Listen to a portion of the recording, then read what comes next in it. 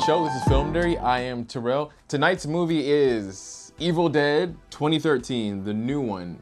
Not the remake, I guess. That's not calling it a remake, but it's a new version, a reimagining, I guess. It's on Hulu. If you see it, check it out. I do recommend, not recommend, but I do warn you, it's gory as hell. Like, it's not for the faint of heart. Like, I like a good, 80s style Jason Freddy movie, but this one, it was brutal. Please stop. Rip your soul out, Daddy. Rip your soul out, you pathetic! Okay, what'd you think of it? Because the gore was a bunch. I imagine if I saw this in theaters, the amount of gore and then torture would have been a little, not that I enjoy torture, but would have been exciting and thrilling to see in theaters.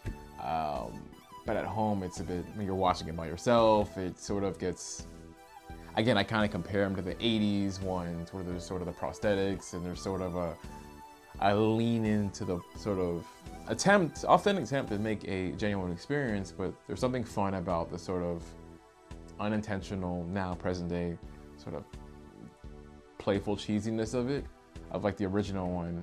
I thought the original was cheesy, but sort of the prosthetics when you knew that it was prosthetics. So there's sort of the separation. But now, of course, watching the 2013 one, the closeness to the reality of it made it a bit tougher to watch. I do think the framing device in this is pretty effective. The sort of the rehab angle of having to go in a redemption arc without being too cheesy, because I get that they could have went that way with it, and especially how I do really appreciate how the movie kind of goes that, and it almost it leans into it, and it's almost like she's hopeless. And I do love that after she's sort of in it, we really think that, oh, she's dead, and then that sort of cool twist where she actually does get redemption. You know, her brother dies and she gets born again, and then she becomes sort of the savior and the final girl, which I thought was an amazing twist on the sort of final girl trope where she's sort of born again. And, for lack of a better way of saying, baptism by blood.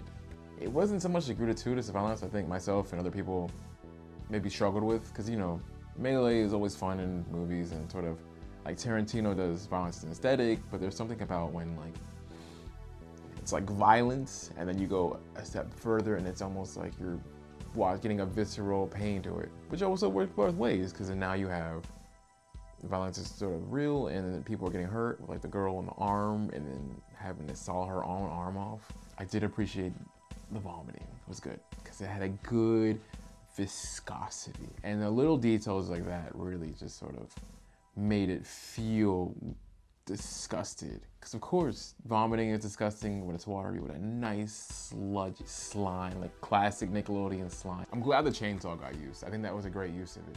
Because we thought, when watching it, well, there would be a Bruce Campbell sort of cameo and kind of thing. I think good splatter films do great with great melee weapons, and a good chainsaw is it's just for the audience, it's a good crowd pleaser, really. Having the moment, of course, where she loses her hand, and then you are waiting for the moment where she doesn't attach it, so it's sort of paying homage to the past one, having the chainsaw and her making her own when she sort of sticks it to the demon, and then it's just sort of blood everywhere, and it's raining blood and blood and blood and blood and blood and blood and blood and blood and blood and blood and blood. Honestly, most effective about this film is that it has that sort of simple framing idea, and then you just let the melee weapons and gore fly. You don't need to get too deep into it. You don't need to get too cerebral. Just give the crowd what they want. Gore, splatter, and then we're out.